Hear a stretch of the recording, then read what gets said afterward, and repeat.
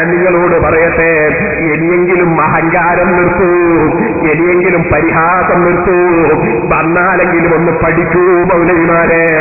ഇനി ഞാൻ നിങ്ങളോട് പറയട്ടെ, കറാമത്തിൽ ഇവർക്കുണ്ടോൽ ആർക്ക് മുജാഹിദിന് കറാമത്തുണ്ട്. അതായത് നിങ്ങൾ കേൾക്കാൻ പോകുന്നത് മൗലവി പറയുന്നത്, ഞാൻ മൗലവിയുടെ പിതാവ് യാസീനോദിയിട്ട് പൈസ വാങ്ങിയിട്ട് അതിനെ മൗലവി പരിഹസിച്ചു, പിതാവിനെ കുറ്റം പറഞ്ഞു എന്ന് ഇവിടുന്ന് പ്രസംഗിച്ചിരുന്നു.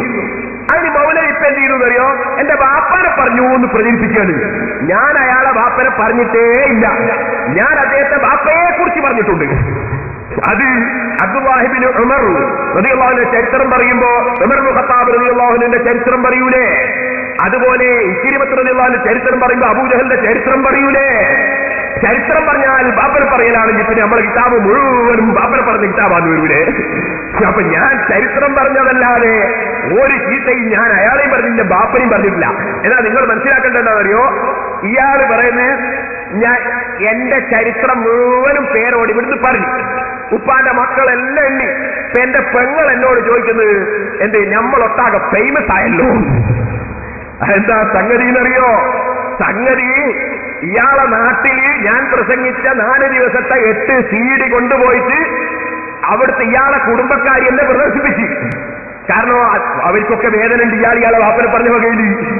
അങ്ങനെ അയാളെ വാപ്പനെ സ്നേഹിക്കുന്ന കുടുംബക്കാര് അയാളെ നാട്ടിൽ കൊണ്ടുപോയിട്ട് എന്റെ പ്രസംഗത്തിന്റെ CD പ്രദർശിപ്പിച്ചു. അങ്ങനെ പ്രദർശിപ്പിച്ചിട്ട് അവിടുന്ന് നാട്ടുകാര് മുഴുവൻ ഒരു കേട്ടപ്പോ ഇയാള് പെങ്ങളും കേട്ടിട്ടുണ്ടാവും. പെങ്ങൾ ഇയാളോട് ചോദിക്കാറ്, നമ്മൾ ഫേമസ് ആയല്ലോ. അപ്പോ ഇയാളെന്നെ പറയും, ഇവിടെ മതി, എന്റെ പെങ്ങൾ എന്നോട് ചോദിച്ചു നമ്മൾ ഫേമസ് ആയല്ലോ.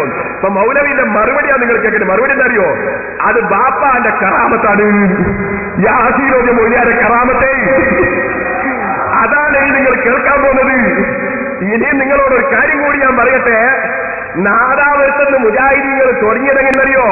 മരിച്ച കറാമത്തില്ല എന്ന് വാദിച്ചിട്ട് കുതുബിത്തങ്ങളടക്കമുള്ള നമ്മളെ മഹാന്മാര് വാദപ്രതിവാദം നടത്തിയിട്ട് കറാമത്തില്ല, മരിച്ച കറാമത്തില്ല എന്ന് പറയാൻ വേണ്ടി സെങ്കത്തിൽ കറാമത്തിൽ ഔലിയായി ലാസംഗത്തിന്റെ ലാകത്ത് വായിച്ചിട്ടാണ് ഇവിടെ ഈ നാദാവൃത്ത മുജാഹിദിന്റെ തുടക്കം.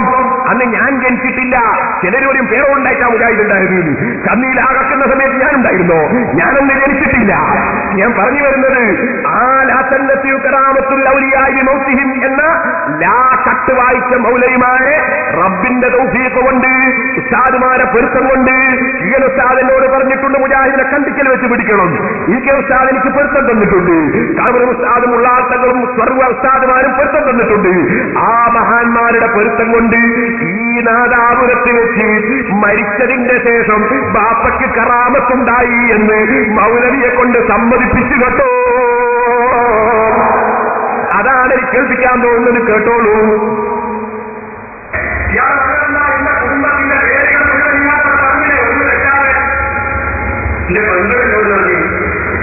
നമ്മളിപ്പോ എല്ലാവർക്കും ഫേമസ് ആയതോ അത് ഭക്തക്കാർ കൂട്ടിക്കാണോ ബാപ്പന്റെ ബാപ്പന്റെ കാരണക്കാർ കൂട്ടിക്കോ. കണ്ടോ?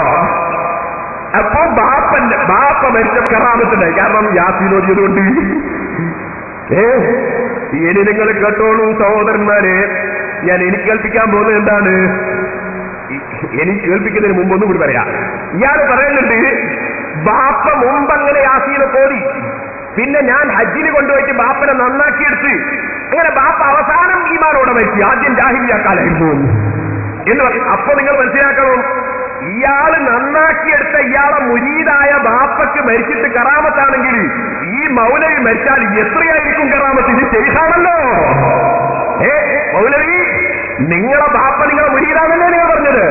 ആ മുരീദിന് ഇങ്ങനത്തെ കറാമത്താണെങ്കിൽ മൗലവിന്റെ കറാമത്ത് എത്രയായിരിക്കും എന്നാണ് ചിന്തിക്കേണ്ടത്. അയാ മൗലവിന് പറഞ്ഞത്. എന്നാ സഹോദരന്മാരെ, ഞാൻ നിങ്ങളോട് പറയട്ടെ, ഞാനിവിടെ അദ്ദേഹത്തിന്റെ ബാപ്പനെ ചീത്ത പറഞ്ഞിരുന്നു. ഞാൻ അദ്ദേഹത്തിന്റെ ബാപ്പനെ ചീത്ത പറഞ്ഞിട്ടില്ല, അയാളെ ബാപ്പനെയും പറഞ്ഞിട്ടില്ല. ഞാൻ എന്താണ് പറഞ്ഞതെന്ന് നിങ്ങൾക്ക് കേൾപ്പിക്കുന്നു. ശരിക്കും നിങ്ങളൊന്ന് കേൾക്ക്. ഞാൻ ചീത്ത പറയുന്നുണ്ടോ? ഈ മൗലവിയുടെ സ്വന്തം പിതാവ്, മൗലവിയുടെ സ്വന്തം പിതാവ്, സ്വന്തം പിതാവ് എന്ന് പറഞ്ഞാൽ മൊയ്യര അദ്ദേഹം കട്ടുപ്പാറ ജുമാഅത്ത് പള്ളിയിലെ മുക്രിയൻ. നിങ്ങൾ മനസ്സിലാക്കണം, പോക്കർമല്ല എന്ന പേര്.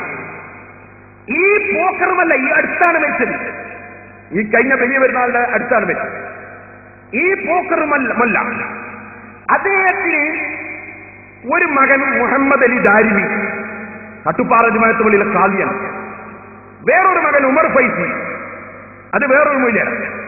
മൂന്നാമത്തെ മകനാണ് ഹുസൈൻ സലഫി. നാലാമത്തെ മകനാണ് അബൂബക്കർ, അയാളൊരു ടൈലർ. അഞ്ചാമത്തെ മകളാണ് മാളു. ആറാമത്തെ ആളാണ് സൈനബ. ഏഴാമത്തെ ആളാണ് റംല. ഈ മുസ്ലിയാർ പിതാവ് ഹുസൈൻ സലഫിയുടെ പിതാവ് അദ്ദേഹം മരിച്ചു. ഈ അടുത്ത് മരിച്ചപ്പോ സാധാരണ സുന്നികളായ ആളുകൾ മരിച്ചാൽ ഉണ്ടാകുന്ന എല്ലാ കർമ്മവും നടന്നിട്ടുണ്ട്. മയ്യത്ത് വെച്ച് ഖുർആൻ ഓതിയിട്ടുണ്ട്, ദിക്ർ ചൊല്ലിയിട്ടുണ്ട്, മയ്യത്ത് മറവ് ചെയ്തതിന് ശേഷം ദ്വാരക്കൽ കഴിച്ചിട്ടുണ്ട്, അന്നദാനുണ്ട്, ദിക്റുണ്ട്. 40 ദിവസം മങ്കൂസ് മൗലിദ് ഓതിയിട്ടുണ്ട്. പോലെയുണ്ട് 40 ദിവസം. ഈ പോക്കറുമല്ലയുടെ മകനാണ് ഹുസൈൻ സലഫി. നിങ്ങൾക്ക് ആർക്കും വിഷമം വേണ്ട, ഞാൻ കുഞ്ഞബ്ദുല്ലാജിന്റെ മകനാണേ, എനിക്കതിനൊരു വിഷമമില്ല. എന്റെ ബാപ്പന്റെ പേര് പറഞ്ഞാൽ ഞാൻ തിരിച്ചൊന്നല്ല പറയുന്നത്, ഞാൻ പറയുന്നത് അദ്ദേഹം പോക്കറുമല്ലയുടെ മകനാണ്. ഈ പോക്കറുമല്ല ഹുസൈൻ സലഫിയെ പോറ്റി വളർത്തിയത് എങ്ങനെയാണ്? ഹുസൈൻ സലഫിയെയും കൂട്ടിയിട്ട് മങ്കൂസ് ഓതാൻ പോകും, വൈദ്യമാല പാടാൻ പോകും, യാസീൻ ഓതാൻ പോകും.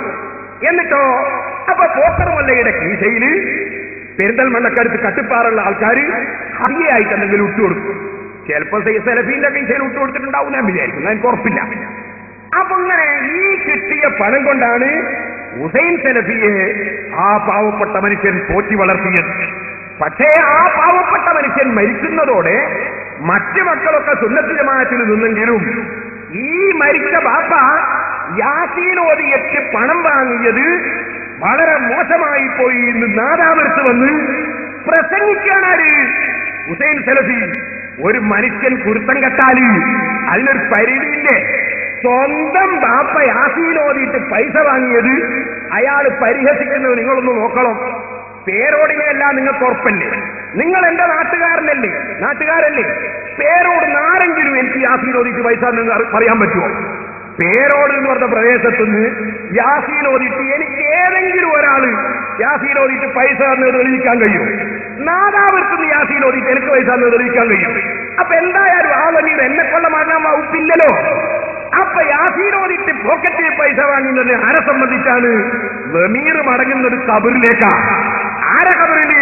ഹുസൈൻ സലഫിന്റെ കബറില്. കച്ചവടക്കാർക്ക് കാര്യം കിട്ടുന്നതൊക്കെ ഹുസൈൻ സലഫിന്റെ ബാപ്പന്റെ കബറിൽ പറയുന്നത്. അത് ഞാനൊന്ന് ചുരുക്കിയതാ കേട്ടോ, കാരണം ബാപ്പനെ പറഞ്ഞു പോയി നാളെ ഹുസൈൻ സലഫിന്റെ കബറിൽ നിന്നല്ലേ ഞാൻ പറഞ്ഞത്. കാരണം അല്ലെങ്കിൽ എന്ത് പറയും? ഹുസൈൻ സലഫിന്റെ ബാപ്പന്റെ കബറിൽ നിന്ന് പറയും, ബാപ്പനെ പറഞ്ഞു പറയൂ.